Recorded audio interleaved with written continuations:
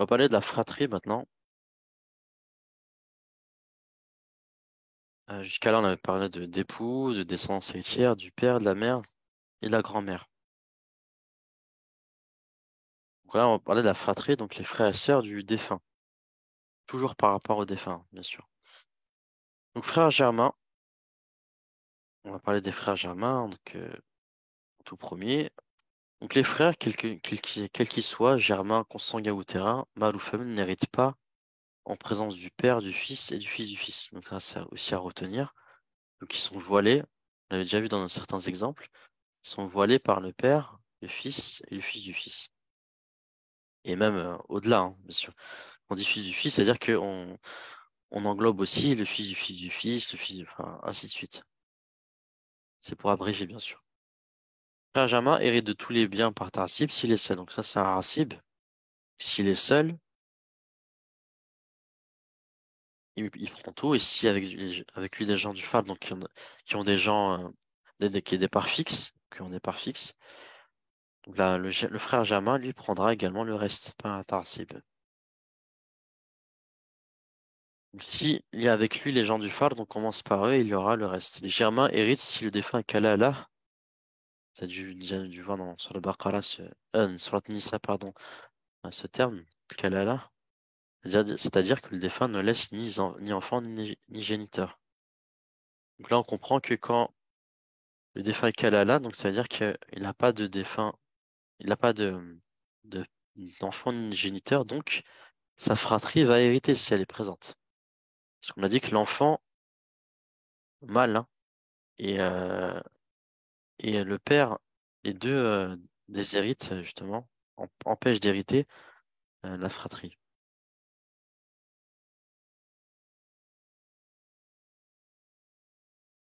Donc, exemple 26, le défunt laisse une épouse et un frère germain. Donc, l'épouse, elle, pardon, elle a un quart parce qu'il n'y a pas de descendance héritière. Et le frère germain, il a le reste. Euh, Pas besoin de détailler plus. C'est assez direct. C'est un racib, donc il prend le reste après que les gens du Fard aient pris leur part. Donc, ici, l'épouse, qui aura trois parts. Exemple 27, le défunt laisse une épouse, un frère germain et un père. Là, l'épouse, toujours avec son quart. Pourquoi? Parce qu'il n'y a pas de descendance héritière. Le frère germain, lui, il n'aura rien parce qu'il est voilé par le père. Et donc le père, lui, il aura le reste euh, en présence des gens du phare, donc trois quarts. On parle pas de sixième pour le père ici parce que il n'y a pas de descendance héritière. Là, la règle ici, c'est que quand il y a des gens qui ont des parts fixes, le père, il prend le reste. Donc là, il aura trois quarts. Donc, les frères germains, c'est assez direct. Et on verra que c'est pareil pour les consanguins en l'absence de germain. Et les germains, le frère germain empêche d'hériter le frère consanguin. Je rappelle, germain, c'est par les deux parents, hein, c'est par le père et la mère. Et le consanguin par le père et le terrain par la mère. On va jamais dire demi-frère, euh, parce que c'est imprécis, il faut savoir si on parle de consanguin ou terrain. Les sœurs germaines maintenant, donc elles héritent de la moitié. Donc si elle est seule, elle hérite de la moitié. Si elles sont plusieurs, de deux tiers. C'est un peu comme les filles, vous allez voir.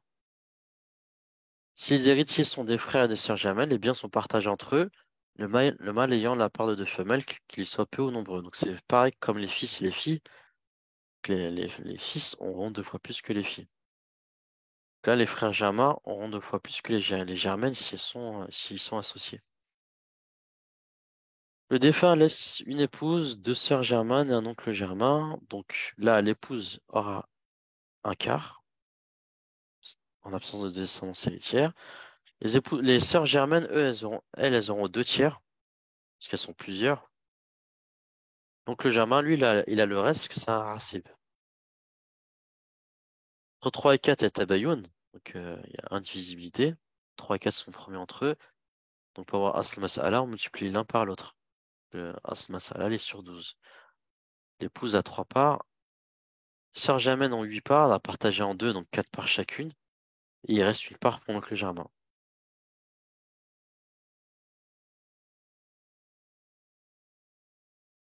Exemple 29, le défunt laisse une épouse, deux sœurs germaines, un frère germain et un oncle germain. Donc, l'épouse, toujours, avec son quart, parce qu'il n'y a pas d'ascendance héritière. Là, les germaines n'auront pas deux tiers parce qu'elles sont en présence d'un frère germain, donc elles vont être associées dans la race Sama. Le frère va les ramener avec lui. Et l'oncle germain, lui, il est voilé par le frère germain, parce que le frère germain est plus proche dans la race Saba que l'oncle par rapport au défunt.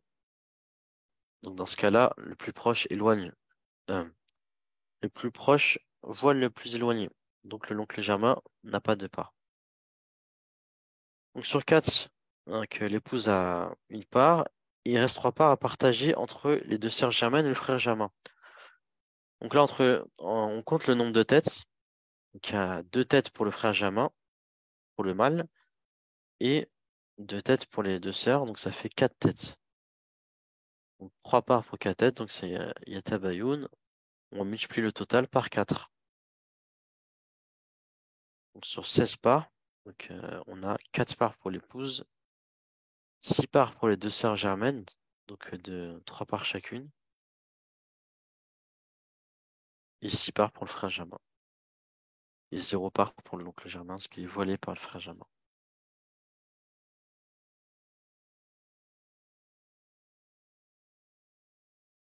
Alors, les frères consanguins, sœurs germaines, donc les frères consanguins, mâle ou femelle, sont mahjoub par le frère germain. Donc le frère germain, il va voiler aussi, on a vu là l'oncle, mais il voilera aussi les frères consanguins et les sœurs consanguines. Mais les frères consanguins euh, le frère germain ne voile pas la sœur germaine, bien sûr. Et les frères consanguins et consanguines ne sont pas euh, voilés par la sœur germaine. Et ils sont comme des germains lors de l'absence des germains. Le frère consanguin hérite de tous les biens s'il est seul. Donc là, j'ai mis une remarque en gras parce que c'est important de savoir. C'est que la mère verra sa part diminuer du tiers au sixième en présence d'une fratrie, même si le frère ou la sœur n'hérite pas. Donc pourquoi on dit ça? Parce que comme si le défunt laisse une mère, un frère germain et un frère consanguin. Donc là, on regarde. La mère, elle aura quoi? On va dire, elle aura le sixième, malgré que le frère germain voile le frère consanguin. Ça veut dire qu'on va pas dire, étant donné que le frère germain voile le frère consanguin, on l'élimine et la mère, on va dire que c'est comme si avec un frère, elle aura son tiers. On avait dit que quand, avec un frère ou une sœur, la mère, elle a un tiers. Et ben non, en fait, le frère consanguin, malgré qu'il n'hérite pas, il va participer à la diminution de la part de la mère du tiers au sixième. Donc la mère aura bien un sixième, n'aura pas un tiers, du fait de la présence des deux frères, malgré que le frère consanguin n'hérite pas non plus. Donc là, la mère, elle aura le sixième, après le frère germain, lui, il aura le 5 sixième, et le frère consanguin est voilé par le frère germain. Si le défunt laissait que la mère et le frère germain, ben dans ce cas-là, la mère, elle aurait eu un tiers, qu'un frère, et le frère germain, deux tiers. Donc le consanguin, lui, donc, il a bien participé à la diminution de la part de la mère.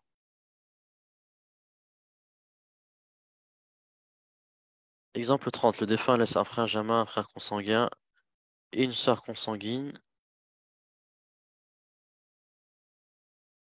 Alors, attendez.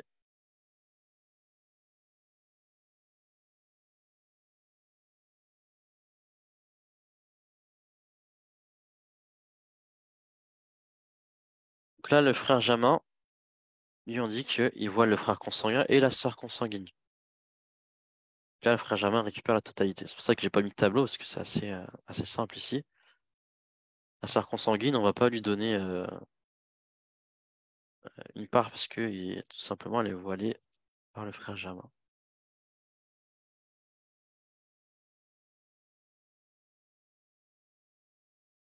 Le défunt laisse un frère consanguin. Le frère consanguin est comme le frère germain en son absence, il récupère donc la totalité. Idem, si le défunt laisse une sœur consanguine, elle prend sa moitié en l'absence de la sœur germaine. L'autre moitié ira à Beit el-Mal.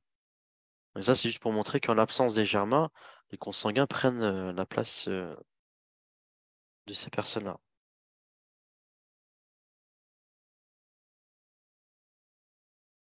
Le fils du frère est comme le frère s'il n'y a pas de frère. Là, on passe au fils du frère.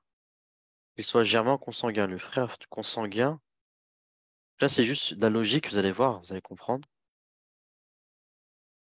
Donc, on dit que le frère consanguin est prioritaire sur le fils du frère germain. Parce qu'on a dit que le frère germain, soit il est prioritaire sur le frère consanguin.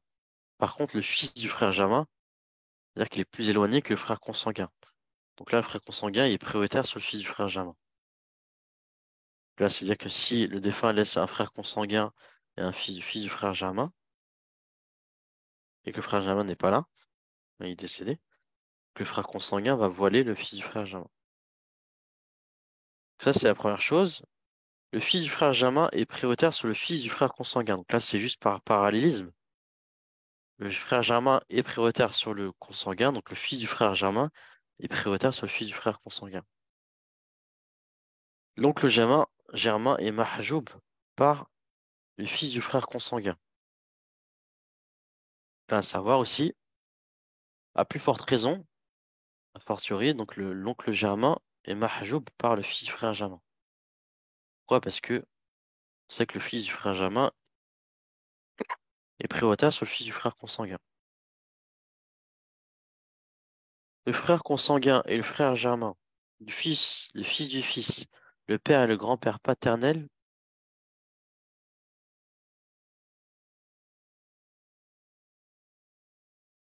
Eh pardon, c'est celle de la phrase précédente. Oui. Là, c'est pour dire que euh,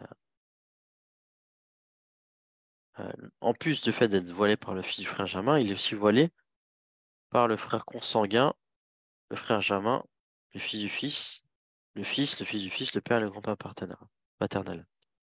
Je vais juste remodifier la phrase, Inch'Allah, que c'est un peu plus, la ponctuation soit plus claire.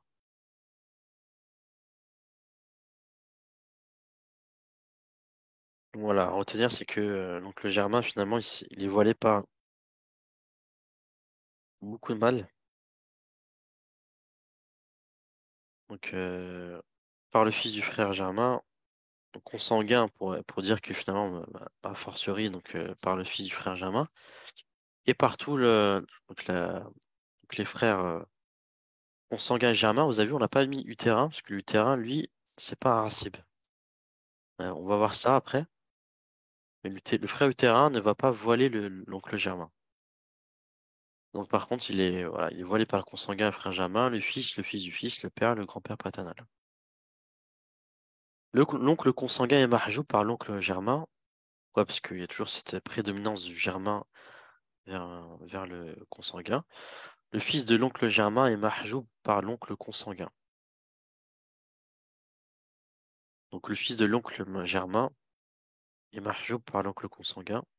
Donc ça, c'est un peu comme les enfants de frères. Vous voyez que, donc on a dit l'oncle germain, lui, il voile l'oncle consanguin. Par contre, l'oncle consanguin, il va voiler le fils de l'oncle germain. C'est un peu comme on avait vu au début du paragraphe. Et le fils de l'oncle consanguin est mahjoub par le fils de l'oncle germain. C'est ainsi que le plus proche du défunt est toujours prioritaire pour le tarsib.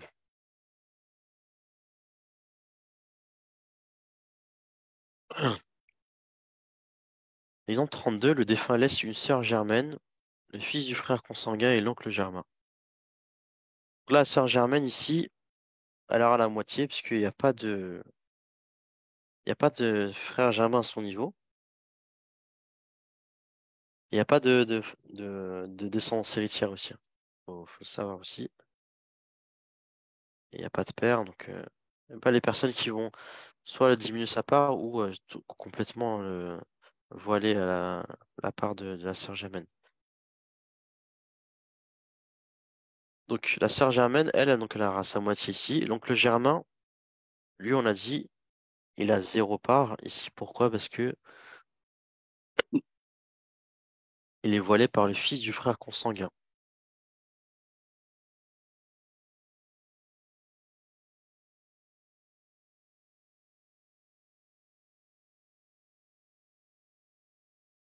C'est ce qu'on a vu dans le texte, hein, bien sûr. Dans le paragraphe. Là, sur 2 parts, hein, c'est assez simple. La sœur germaine, elle a 1 part. Et bah, le fils du frère consanguin, c'est un racib. Il a le reste, c'est pas un tarsib, donc 1 part. On va passer maintenant aux sœurs germaines, sœurs consanguines, ensemble. C'est un peu comme fille et fille de fils, vous allez voir. Si les héritiers sont une sœur germaine, une sœur ou des sœurs consanguines, la germaine prend la moitié et les sœurs consanguines le sixième pour compléter les 2 tiers. Vous avez vu, ça ressemble à l'histoire de la fille avec la fille de fils. Si les sœurs germaines sont 2 ou plus, il n'y aura rien pour les consanguines, à moins qu'il y ait avec elles un frère consanguin béni. Voilà. On avait parlé de Ibn Mubarak, le fils béni. Bah là, on va parler du frère béni. Donc là, c'est un frère consanguin qui va permettre à la sœur consanguine d'hériter. Prennent le reste, le mâle ayant la part de 2 femelles. Donc on va voir ça tout de suite. Donc, exemple 32, défunt laisse une sœur germaine, une sœur consanguine et un oncle consanguin. Donc là, la sœur germaine, elle prend sa moitié. La sœur consanguine, elle va prendre le sixième pour compléter les 2 tiers avec la sœur germaine. Et l'oncle consanguin, lui, il prend le reste, hein, pas invincible, hein. Donc là, le Asl Mas'al, il est sur 6. Monsieur Atadakhul entre 6 et 2. Sœur germaine prend 3 parts. La sœur consanguine 1 part et l'oncle consanguin par Tarsib, il reste 2 parts pour lui, qui prend 2 parts. Exemple 33. Le défunt laisse une sœur germaine, une sœur consanguine et un frère germain. Alors, ici, la sœur germaine, elle n'aura pas sa moitié, son demi, parce qu'il y a un frère germain qui est avec lui, qui est avec elle, pardon. La sœur germaine, en présence du frère germain, est à Saba, Biri donc avec lui. Et donc la sœur consanguine, elle est voilée par le frère germain, comme on l'avait dit un peu plus haut. Donc là, c'est bien sûr, on applique la règle des 2 parts pour le mâle, qui a 3 têtes, bien sûr. Donc 1 part pour la sœur germaine et 2 parts pour le frère germain.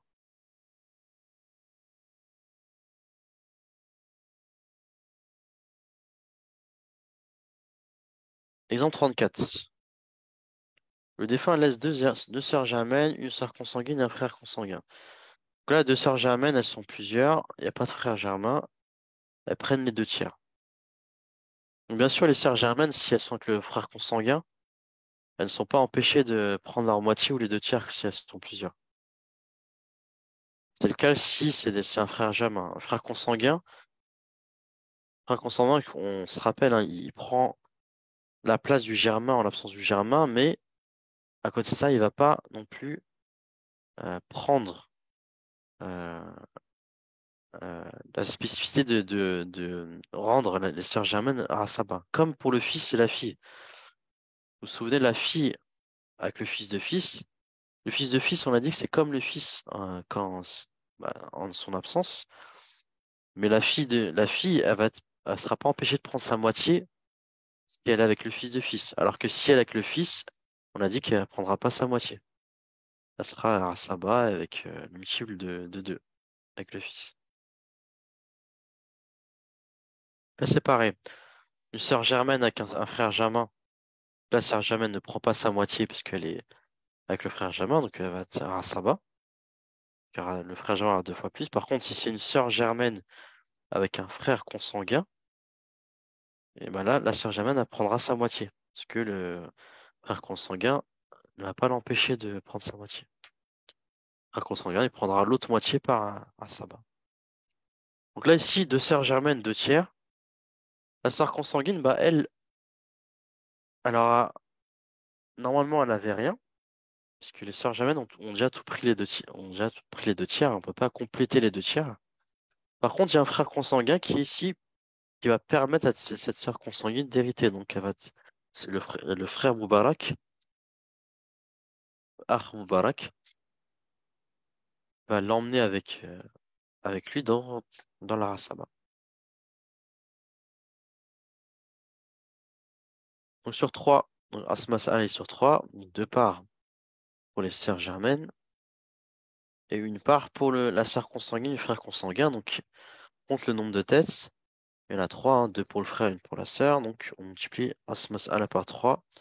Entre un et 3 il y a Tabayun. Asl Mas'ala, il passe de 3 à 9. Donc 6 parts pour les deux sœurs germaines, donc 3 parts chacune, et une part pour la sœur consanguine, et deux parts pour le frère consanguin.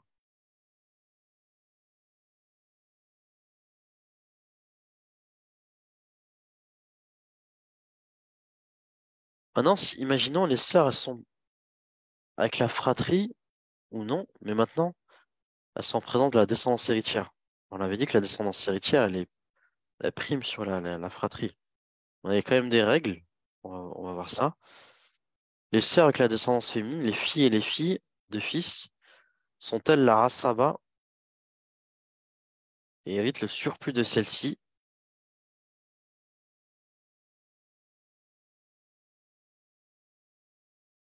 Et on donne pas de farde aux sœurs s'il y a des filles.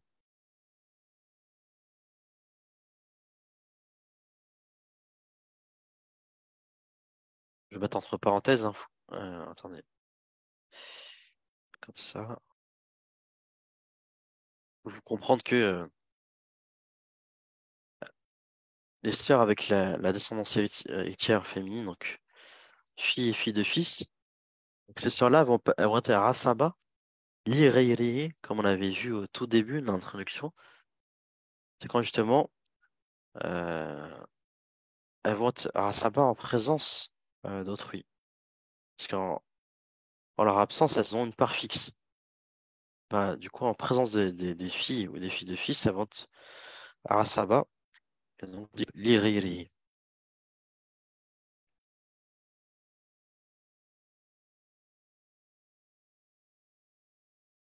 Donc là, justement, les sœurs n'auront pas de fard.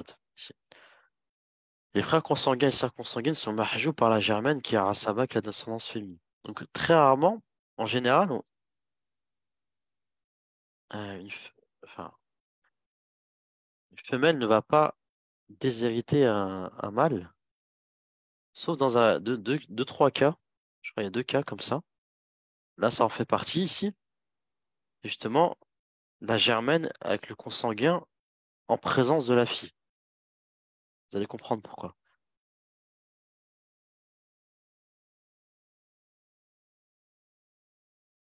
Donc l'épouse, donc le défunt laisse, exemple 35, le défunt laisse une épouse, une fille, une sœur germaine et un frère consanguin.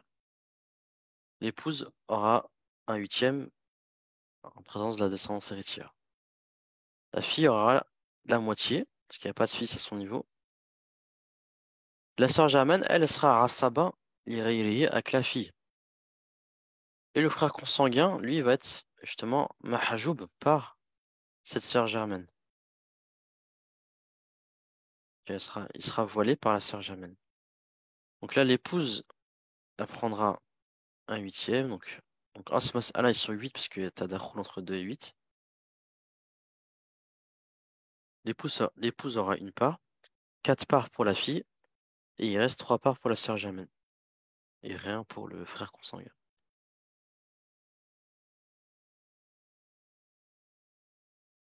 Donc voilà. On va parler maintenant des germains et des consanguins. On va parler des utérins. Eux, c'est un peu particulier. On va voir.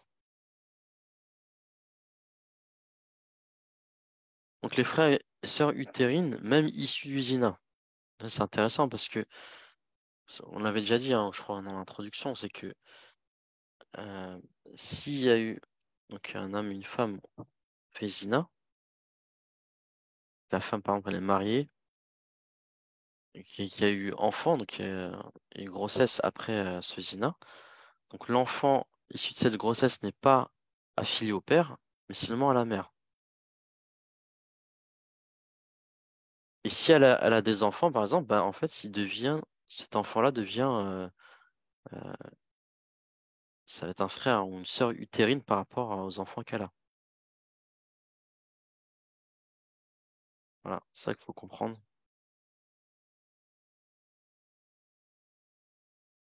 Donc c'est ce qu'on dit. Donc après, ça peut être zina, ça peut et en cas normal, un cas normal, ça va être un remariage, ainsi de suite. Enfin, vous avez compris.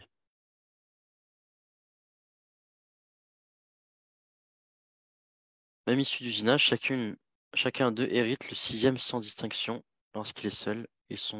S'ils sont plusieurs, on partage le tien entre eux, sans distinction entre le mâle et la femelle. Par un virgule en trop.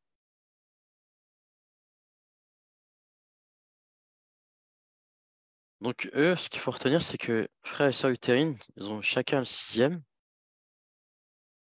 mais on va pas appliquer la règle de au mâle la part de femelle. Entre les utérins, ça n'existe pas. Donc, donc ils ont le sixième. Et quand ils sont deux ou plusieurs, ils vont juste se partager le tiers. Ils sont 4-5, ils vont se partager le tiers entre eux, de manière égale. C'est ça qui est important. Ils n'héritent pas à cause de la fille. Donc là, les utérins, eux, ils se font voiler par plusieurs personnes. Ils n'héritent pas à cause de la fille. Donc voilà. Un autre cas justement où le mâle se fait voiler par une fille, c'est ici. C'est-à-dire que le frère utérin, lui, sera voilé par la fille du fils, du grand-père paternel, en plus du père, du fils et du fils du fils. Eux, tout cela, ils vont déshériter, voiler justement euh, les utérins. Grand-père paternel, où on verra hein, dans le quatrième cours que vous avez compris pourquoi ils voient les utérins, parce qu'on va avoir des cas un peu complexes où le grand-père va se substituer au frère germain et aux consanguins, mais pas aux utérins, parce que justement, ils voilent les utérins. Exemple 35, le défunt laisse une sœur utérine, un frère utérin, une sœur germaine et un frère consanguin. Donc là, la sœur germaine, elle, pareil, elle a la moitié, euh, parce qu'il n'y a pas de frère germain à son niveau, il n'y a pas de descendance héritière non plus, il n'y a pas de père, enfin ainsi de suite. Donc elle, personne n'empêche de prendre sa moitié. Frère consanguin, on a dit, pareil, lui, il n'est pas comme le frère germain dans tous les plans, il ne pourra pas le ramener avec lui dans la Asaba. La sœur utérine, elle aura un sixième, comme on a vu, et le frère utérin aura un sixième aussi. Ils ont la même part. La sœur germaine, un demi, et le frère consanguin, une part. Euh, Asaba, pardon. Et donc sur 6 parts, donc Tadakh entre 2 et 6, la sœur utérine aura une part, la frère utérin une part, la sœur germaine 3 parts, et il reste une part par Asaba, donc pour le frère consanguin. Bon, maintenant, on va voir un cas subsidiaire par rapport aux utérins. Ça s'appelle la mouchtalika ou la mouchtalaka, ça dépend. Soit le ismul fa'il ou ismul maf'ul. Dans les livres, il y a les deux. Donc, lorsque les ayants droit des fards, ceux ayant une part fixe ont pris leur part et qu'il y a avec eux, comme un germain, un frère ou des frères et des sœurs, s'il y reste quelque chose, ils le prennent. Sinon, les germains ne prennent rien, à moins qu'il y ait avec eux des utérins, pardon, ayant hérité du tiers par la pluralité. Les germains s'associent alors aux utérins dans ce qui reste, le reste étant partagé de manière égale. Ce cas s'appelle la mouchtalika. C'est l'avis de Zayd ibn Thabit. On va souvent le retrouver ce nom, ce compagnon, parce que c'est un des pionniers dans la science de l'héritage, de Omar ibn Khattab et de Ali ibn Abi Talib. La raison de cela est que les germains sont plus à même d'hériter que les utérins, étant donné qu'ils sont utérins et consanguins. Dans la mouchtalika, on considère les germains comme des utérins.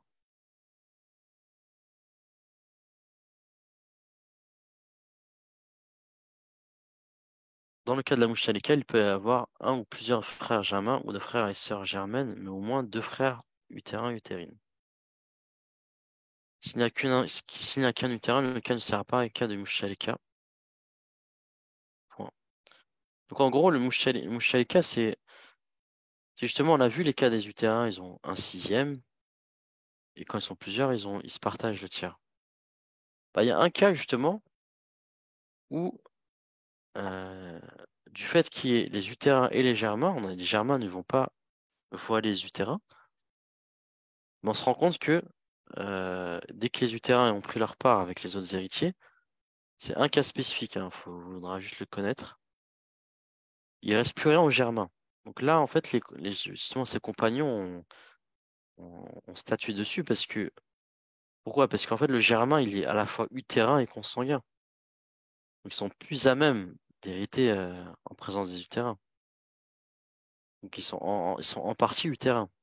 Donc, ce qui va se passer, c'est qu'on va les faire hériter avec les utérins, comme si, avec les spécificités de la part d'héritage de l'utérin. C'est-à-dire qu'il n'y aura pas de, comme on l'a vu, il n'y aura pas de, au mâle la part de deux femelles. Donc, les germains vont être considérés comme des utérins dans ce cas-là, vont s'associer aux deux frères utérins. C'est deux frères ou plus, hein. On verra. Tant qu'il y a, tant qu'ils se partagent le tiers.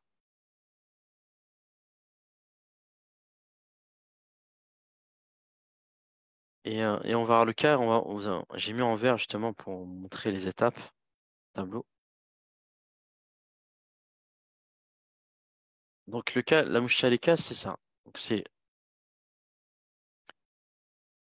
un époux, une mère, deux frères utérins ou plus. En fait, ça peut être tant qu'ils sont dans le tiers, hein. On a dit quand il y en a deux ou plus, on leur donne le tiers. Donc c'est ça qui nous intéresse, c'est qu'ils héritent du tiers à se partager entre eux. Et un frère germain ou plus. Là dans le tableau, j'ai mis un frère germain. On peut mettre plusieurs germains ou germaines, hein. Là, ça englobe les deux ici. Vous allez comprendre. Donc là, c'est entre 2 et 6, c'est entre 3 et 6, il y a Tadakho, donc le Asl Mas'ala, il est sur 6. Donc l'époux, 3 parts, il a la moitié, la mère, une part, et les frères du terrain, 2 parts. Mais on voit quoi? On voit que quand on somme les parts, ça fait 3 plus 1 plus 2, ça fait 6 parts, il reste rien pour le germain. C'est là où se sont dit les compagnons, bah, en fait, le germain, c'est un utérin, quelque part. Parce que il est utérin et consanguin. Donc ces deux parts-là, au final, vont être réparties entre les deux frères utérin et le frère germain. C'est-à-dire qu'on va pas on va pas leur donner deux parts aux frères utérin et zéro part aux frères germain. On va lui mettre des deux parts à partager entre eux, les deux frères utérin et le frère germain, de manière égale. Donc là, ça fait deux parts pour trois têtes. De toute façon, on a dit, hein, pour les utérins, hein, n'oubliez pas, c'est que il n'y a pas de proportionnalité de 2 entre le mâle et la femelle. Donc quand on va compter le nombre de têtes entre utérins, on va pas doubler le nombre de têtes pour le mâle. Et en l'occurrence, ici, dans la mouchalika, c'est ça, pour le frère Jamin, dans ce cas-là spécifique, il est considéré comme un utérin. Donc là, on compte le nombre de têtes, il y en a trois, parce qu'il fait deux frères utérins plus un frère Jamin. Donc, dans le cas de tabayul entre 2 et 3, on va multiplier le asl mas'ala par 3. Donc sur 18 parts, l'époux a 9 parts, la mère 3 parts. Et donc là, donc là, on va multiplier les deux parts par 6. Et donc, on se répartir justement deux parts chacun. Deux parts pour le frère utérin, deux parts pour l'autre frère utérin et deux parts pour l'autre frère germain. Puisque là, il est considéré comme étant un utérin. Voilà, et quand on somme, ça fait bien 9 plus 3, 12, plus 4, 16, plus 2, 18. Finalement, le frère germain va hériter. Comme j'ai dit, là, les frères utérin, on peut en mettre plusieurs.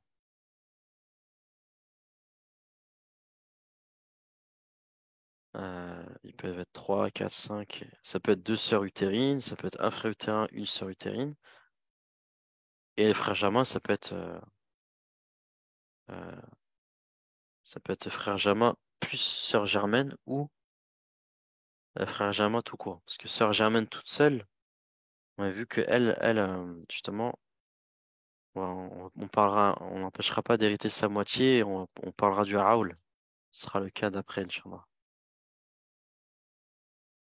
Donc tant qu'on a deux frères utérins ou plus, et frère utérin, que ça soit frère ou sœur, hein, tant que c'est de la pluralité, qui fait ils se partagent le tiers. Et chez les germains, ça peut être soit que des frères germains ou frères germains plus sœurs germaines. Parce qu'elles sont, dans ce cas-là, elles sont tous rassabas entre eux. Mais sinon, sœur germaine toute seule, euh, ça ne passe pas.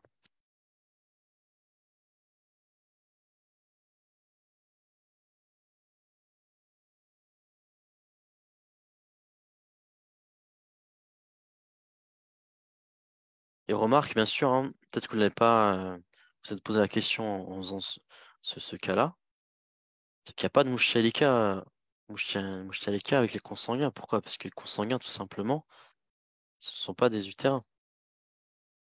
Dans le tableau, si j'avais, au lieu de mettre un frère germain à Saba, j'avais mis un frère consanguin, bah, le frère consanguin, lui, il aurait zéro part. Pourquoi? Parce que le consanguin n'est pas utérin. Il est frère par le père seulement. Ils ne sont pas issus de la mère. Alors que le germain, lui, est issu de la mère et du père. Ici, par contre, on avait mis aussi qu'un frère utérin. Donc, il n'y aura pas de mouchtalika parce que le frère utérin, il aurait eu le sixième et il se resterait quelque chose. C'est que sur six parts, il n'y avait qu'une part. Au lieu de deux parts, il resterait une part pour le frère germain. Donc, pour le mouchtalika, je répète, il faut que on ait obligatoirement un époux, une mère. La pluralité du terrain, donc utérin plus utérine ou utérine toute seule, mais il faut qu'il y en ait au moins deux. C'est-à-dire qu'il faut qu'il y ait un héritage de un tiers à se partager entre eux. Et pour les germains, il faut que ce soit un frère germain ou plus, ou euh, un frère germain avec sœur germaine, par exemple, ou deux frères germains avec sœur germaine, tant que les sœurs germaines, ils sont associés dans la race Saba avec les frères germains.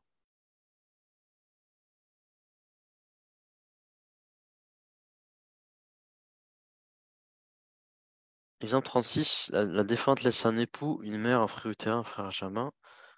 Donc là, l'époux, ici, il aura la moitié, ça change pas. Le sixième pour la mère.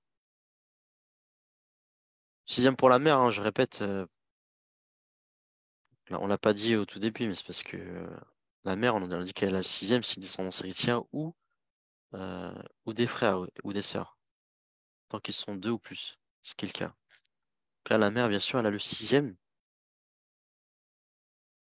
Le frère utérin, il a le sixième, parce qu'il est seul, et le frère germain a Saba. Et donc là, le cas, il est sur 6 comme le précédent. À la différence que le frère utérin, étant donné qu'il hérite du sixième, hein, et ils sont pas plusieurs à se partager le tiers, donc il reste une part pour le germain. Donc là, bien sûr, on n'est pas dans un cas de mouchtialika ici.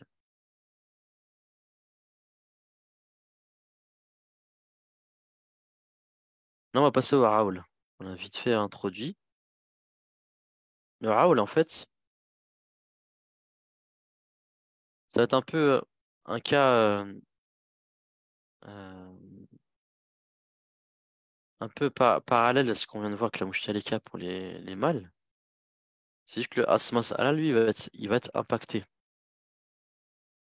Parce que comme c'est pas des Asaba, les sœurs et les filles, et ben c'est pour ça que on va on n'aura pas cette histoire du frère de la sœur germaine qui va se retrouver avec zéro, mais plutôt on aura trop de parts par rapport au Asmas Allah. C'est ça l'idée. Donc s'il y a avec une sœur ou des sœurs germaines ou consanguines qu'il nous reste ceux qui comblent leur part, on procédera au Aoul, qui est la supériorité des parts des fards à l'asl du cas. L'asl mas'ala deviendra le nombre total de parts et chaque héritier sera touché par une diminution. Alors, le Aoul, c'est le contraire du Ralad. Le Ralad, on le verra dans le dernier cours. Avec le Aoul, en fait, les parts vont être diminuées du fait que le asl mas'ala, il va augmenter. Et par contre, dans l'ordre du Ralad, c'est le contraire. Le Ralad va faire que les parts vont augmenter. Donc là, la défunte laisse une mère, un époux, deux frères utérins, une sœur germaine. La sœur germaine, elle a la moitié, parce qu'il n'y a pas de frère germain, simplement. La mère a la sixième, parce qu'il y a une fratrie. Les deux frères utérins, donc eux, ils vont avoir un tiers, à se partager à deux. Et l'époux, il a la moitié. Alors là, ce qui se passe, c'est quoi? C'est que quand on somme les parts, donc Asmas A, il est sur 6, parce qu'on a tout simplement Tadakhul entre 2 et 6 et entre 3 et 6. Donc là, la sœur germaine aura 3 parts, donc sur 6, hein. Une part sur 6 pour la mère, deux parts pour les deux frères utérins et trois parts pour l'époux. Mais quand on somme, 3 plus 1, 4, plus 2, 6, plus 3, 9. On voit que le nombre total de parts est supérieur au Asmas Allah. Ça, ça a été, c'est en partie du fait qu'on a une sœur germaine ici, qui est de la moitié. C'est du fait que, à cause de ça, donc, euh, on n'a pas dit à la sœur germaine qu'elle n'aura rien, mais elle va hériter, mais le Asmas Allah va être impacté. Et donc, on a dit quoi? Le Asmas Allah devient le nombre total de parts. Donc, le 6 va devenir 9. Le Asmas Allah va passer de 6 à 9, que j'ai mis en vert.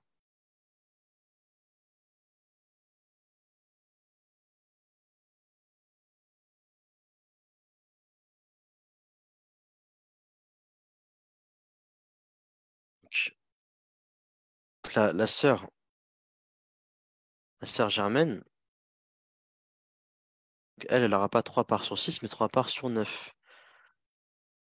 Euh, la mère aura une part sur 6, va devenir ça, une part sur 9. Et ainsi de suite, les deux frères, pardon. Les deux frères utérins auront deux parts sur 9,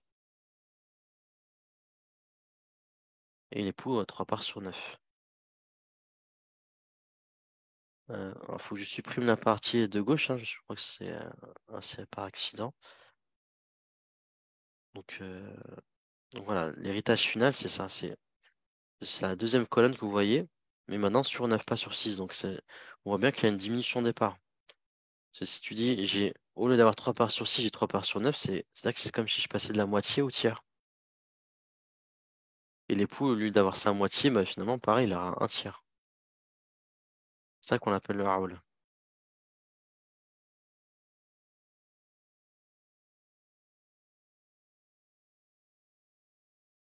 Je supprime la partie de gauche aussi. Le haoul, là, on l'a fait avec la sœur, mais il est aussi possible de le faire avec la fille, hein, et la fille de fils. Le haoul est également possible avec la fille. Le défunt laisse deux filles, un époux et une mère. Donc là, si les deux filles, elles auront deux tiers, puisqu'elles sont plusieurs. La mère, un sixième, puisqu'il y a une descendance héritière. Et l'époux, un quart, présence de la descendance héritière. Entre 6 et 4, donc bien sûr, il y a Tawafourq par la moitié. Les deux sont divisés par 2. Donc là, c'est 6 fois 4 divisé par 2, ça fait 12. Donc, 8 parts pour les deux filles, 2 parts pour la mère et 3 parts pour l'époux. On voit que quand on somme, ça fait bien 13 et pas 12. Donc Asmas Allah, il passe de 12 à 13. On a aussi un cas de Raoul ici.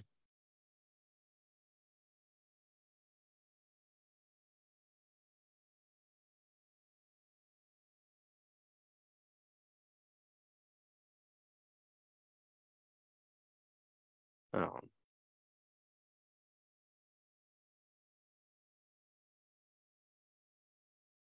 donc pour l'épreuve, pour les frères, donc la partie fratrie, Ibn Munzir a dit, donc il ramène en général les consensus. Les frères par la mère n'héritent pas avec l'enfant de parenté, qu'il soit mâle ou femelle, par consensus. Donc ça, c'est pour les utérins. Donc ça c'est pour dire que les utérins n'héritent pas en présence de, des filles, fils de fils, qui soient mâles ou femelles, hein, comme on l'a dit. Il y a consensus sur le que le frère est par le père et la mère, mâle ou femelle, n'héritent pas avec le fils et le fils de fils, même éloigné, ni avec le père.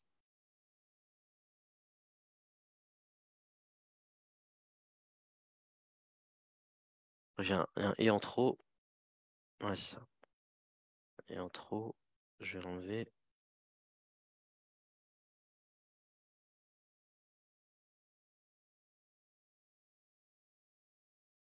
Le frère hérite donc le frère est donc de son frère s'il est kalala. Le défunt hérite de son frère. Le frère hérite du défunt. S'il est kalala, c'est-à-dire qu'il n'a ni fils ni père. Le défunt n'a ni fils ni père, donc là, la fratrie pourra hériter. On comprend que le frère est mahjou par ceci. Donc dans Surat Nisa, verset 176, Allah a dit, et il hérite d'elle s'il n'a pas d'enfant. C'est-à-dire que le frère hérite de tous les biens de sa sœur s'il n'a pas de fils, car il est plus que le frère dans le tarsib.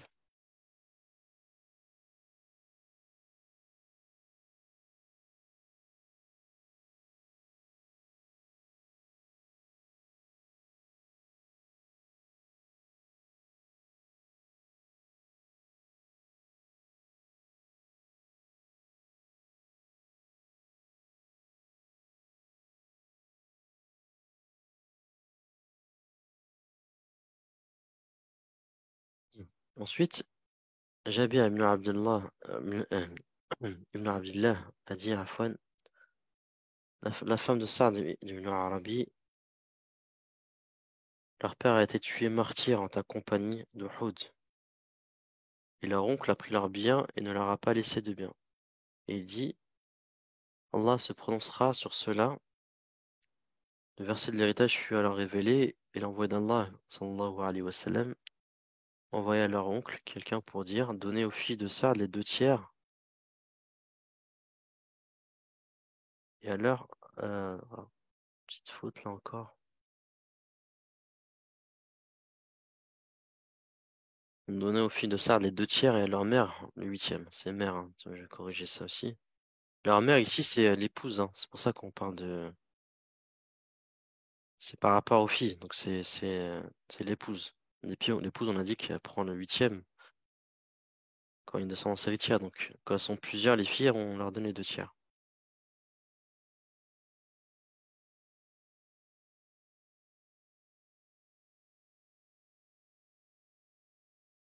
Donc les filles ici, pareil, c'est les filles, c'est les sœurs, hein. C'est-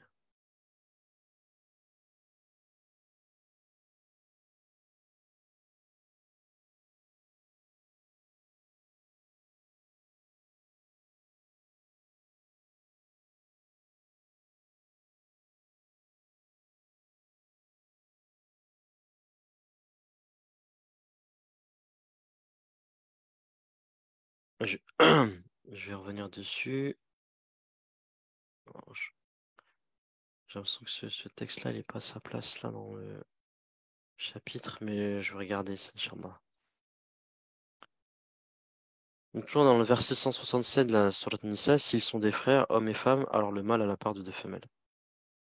Comme pour les fils et filles, donc dans ce verset-là, donc 176, euh, on aura aussi ce lien de proportionnalité de 2 entre le mâle et la femelle quand il s'agit des frères et des sœurs. Bien sûr, germain et consanguin, pas utérin. Donc les sœurs, donc dans le Surat Nisa, non, toujours, verset 176, il te questionne, dit, Allah vous fait une fatwa au sujet de la kalala. Si un homme meurt alors qu'il n'a pas d'enfant et qu'il a une sœur, il prend la moitié de ce qu'il a laissé. Et il hérite d'elle s'il n'a pas d'enfant. S'ils sont deux, elles ont les deux tiers de ce qu'il a laissé. Donc, c'est ce qu'on a dit, hein. La sœur, elle a la moitié si elle est seule et deux tiers, ce sont plusieurs. Abu Huraira relate qu'un homme a dit, envoyé d'Allah sallallahu alayhi wa sallam, qu'est-ce que la kalala? Il dit, n'as-tu pas entendu le verset révélé durant l'été? Il te questionne, dit, Allah vous répond au sujet de la kalala. La kalala est celui qui ne laisse ni enfant ni géniteur. Rapporté par le Hakim. Al-Aswad a dit, Mu'adh ibn Jabal jugea entre nous à l'époque de l'envoyé d'Allah, sallallahu alayhi wa sallam, au sujet d'une femme qui avait laissé sa fille et sa sœur, et donne la moitié à la fille et la moitié à la sœur, rapporté par le Bayhaqi. Donc ça, c'est le cas où la sœur va hériter de l'autre moitié en présence de la fille, par du fait qu'elle est asaba li ghayri, qu'elle prend le reste en présence de la fille. La fille est plus proche.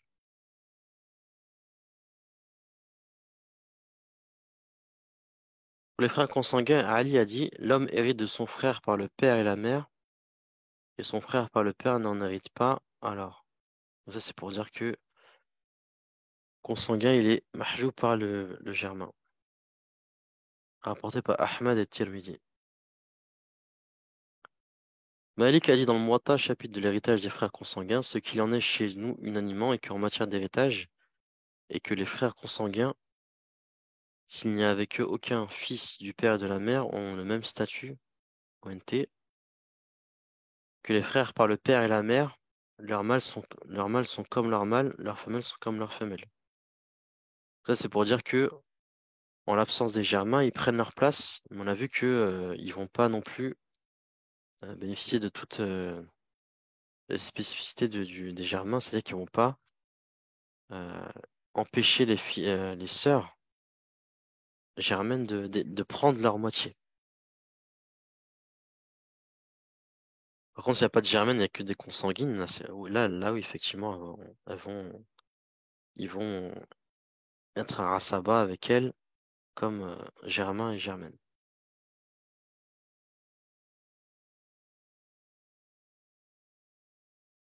Frère utérin et sœur utérine, Malik a dit dans le Muwatta, ce qui est né chez nous unanimement sans divergence, et ce que j'ai trouvé au début du chapitre An-Nisa où Allah a dit, béni et élevé soit-il, si on hérite d'un homme kalala ou d'une femme alors qu'il a un frère ou une sœur, chacun d'eux aura le sixième. S'ils sont plus que cela, ils seront associés dans le tiers. C'est ce qu'on avait dit au cours précédent, hein, c'est que quand on parle du frère ici qui a la moitié, le sixième et le tiers s'ils sont plusieurs, on parle des utérins. On Surat Nisa, verset 12. Donc ça a bien été rapporté, expliqué aussi dans le Muwatta par l'imam Malik. Rahimahullah. Kalala est celle dont on n'hérite pas les frères du terrain s'il y a un enfant ou un géniteur. Al-Qasim ibn Abdillah ibn Rabi'a ibn Qanif relate que Sa'd le récitait ainsi, alors qu'il a un frère et une sœur par la mère. Ibn Mundir a dit, ceux visés par consensus par Allah, subjugueurs et majestueux, dans le verset du début du chapitre Nisa, sont les frères du terrain, et par celui à sa fin, les germains. Voilà, donc c'est bien les utérains, et par la fin, les germains. Zayd ibn Thabit a dit, quant à l'héritage des frères du terrain, ils n'héritent rien avec l'enfant, ni avec l'enfant du fils, mâle ou femelle, ni avec le père, ni avec le grand-père, le père du père, et on attribue en dehors de cela à chacun d'eux le sixième, mâle ou femelle. S'ils sont deux ou plus, mâle ou femelle, on leur attribue le tiers qu'ils se partagent de façon égale. Rapporté par, rapporté par le Bayhaqi. Bayhaqi. Pour la Mushtarika, Omar ibn al-Khattab et Ali ibn Abi Talib, Abdullah et Zayd relatent qu'il y a s'il y a une mère, un époux, des frères germains et des frères du terrain, que les frères germains s'associent aux frères du terrain dans leur tiers, et cela parce qu'ils ont dit qu'ils sont tous les fils de la mère et que le père ne leur ajoute que proximité. Ils sont donc associés dans le tiers, rapporté par le Hakim. Donc ça, c'est pour justifier la Mushtarika que les germains sont aussi utérains. Et sinon, on se retrouve dans le cas où ils héritent pas, ils vont être associés aux utérains dans l'héritage. Enfin, pour le Haoul, Ubaydallah ibn Abdillah ibn Utba ibn Mas'ud a dit, je suis allé avec Zufar ibn Aws. Attends, une petite seconde.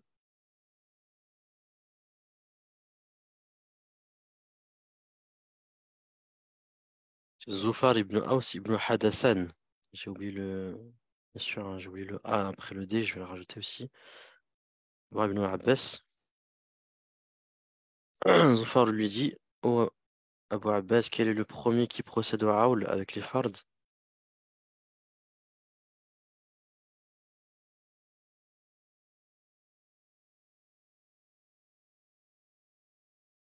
Donc il dit, Omar ibn Khattab, qu'Allah soit satisfait de lui, il dit, et pourquoi? Lorsqu'elles le submergèrent et que certaines dépassèrent d'autres, il dit par Allah, je ne sais comment procéder avec vous, par Allah, je ne sais lequel d'entre vous Allah favorise, ni celui qui le défavorise. Je ne trouve rien de mieux pour ces biens que de les partager entre vous par hissas et de faire subir à chaque ayant droit ce que le hawl lui suscite, rapporté par Al-Bayhaqi. C'est le texte justement qui va justifier du hawl, donc augmentation euh, du asmas à la diminution des parts. Voilà, s'achève le troisième